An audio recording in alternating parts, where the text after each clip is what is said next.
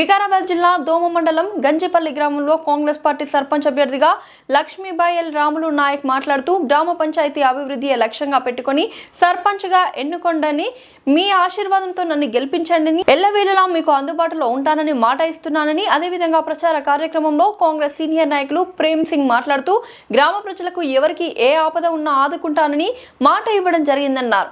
ఈ కార్యక్రమంలో కాంగ్రెస్ పార్టీ నాయకులు గ్రామ ప్రజలతో పాటుగా తదితరులు పాల్గొన్నారు।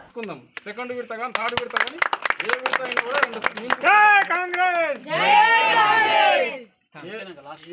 ఏ విడత ముందు పేదలకు చేరాలి। మనకంటే మనకు ధైర్యం, మనకు ఎమ్మెల్యే సాబ్ ఉన్నాడు, నా చేతిలో ఉన్నాడు, నేను తీసుకుంటా, నాకు ధైర్యం ఉన్నది।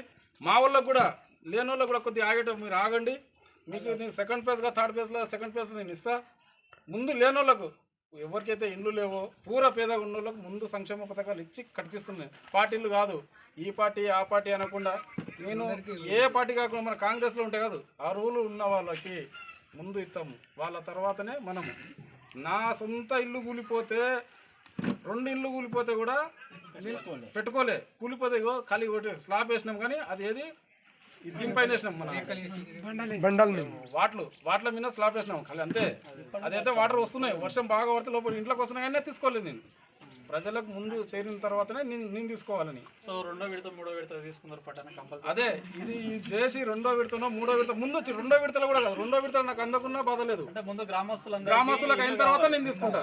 చాలా పెద్ద మనసు, గ్రామస్తులకు అయిన తర్వాతనే నేను తీసుకుంటా।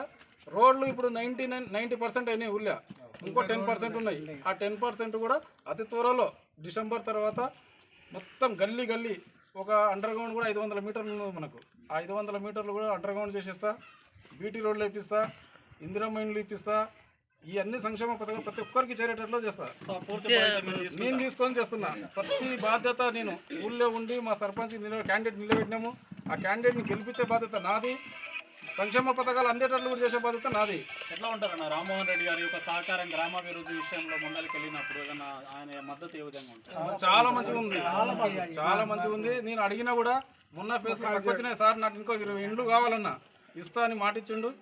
ఆ ఇండ్లు 20 ఇండ్లు కూడా ఇచ్చిన తర్వాత కూడా నా ప్రజలకు మాట ఇచ్చే, ప్రజలకు ఎవరికైనా లేదు అరువులు ఉన్న వాళ్ళకి అందలేదు అనుకో, ఆ 20 ఇండ్లకి వెళ్ళి ఇంకా 5 ఇండ్లు అడిగి తీసుకొచ్చి వాళ్ళకి ఇచ్చే బాధ్యత నాది। సో గెలిపించుకొని పోయి కొట్లాడతా, మా మనిషిని గెలిపించుకొని పోయి నేను కొట్లాడి తీసుకొచ్చే బాధ్యత మాది। అందరు ఊరు ప్రజల మీద అందరి పైన నా ఇంకా ఉన్న ప్రజలందరూ అందరితో పాటు